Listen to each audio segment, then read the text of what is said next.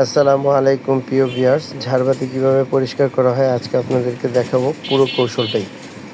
প্রথমে আমরা ঝাড়বাতিটাকে খুলে নিলাম, সেটা আপনাদেরকে দেখালাম না। কীভাবে ওয়াশ করতেছি কেমিক্যাল দিয়ে।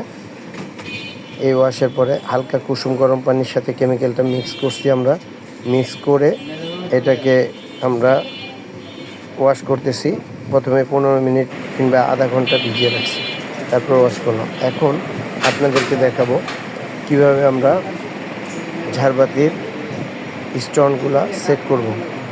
দেখতে পারতেছেন স্টোনগুলো সেট করতেছে। ইনশাল্লাহ আপনাদেরকে দেখাবো স্টোন সেট করার পরে কি সুন্দরভাবে আলোগুলো ঝলকায়। তো অনেকেই আসলে ঝাড়বাতি ক্লিন করে না, অনেক হয়ে গেলে ঝাড়বাতির স্টোনগুলো কালার দেখা যায় না ঠিক মতো।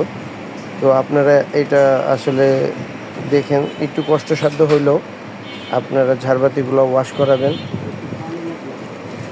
ওয়াশ করালে দেখবেন ঝাড়বাতির স্টোনগুলো কত সুন্দর দেখা যায়। এগুলো বছরে একবার আমার হিসেবে করা উচিত, তার কারণে এই স্টোনগুলোর উপরে ময়লা পড়ে। দেখেন আমরা কমপ্লিট করছি। স্টোনগুলা পরিষ্কার করার পরে আলোটা কেমন আসছে, দিনের বেলায় এই আলো আসছে।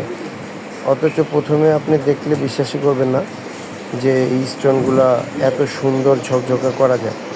এটা অনেক দিন আগে একবার ওয়াশ করা হয়েছিল, এরপরে আর ওয়াশ করা হয়নি, এর জন্য জিনিসটা অত ভালো দেখা যায়নি। আজকে আমরা ওয়াশ করলাম খুব সুন্দরভাবে।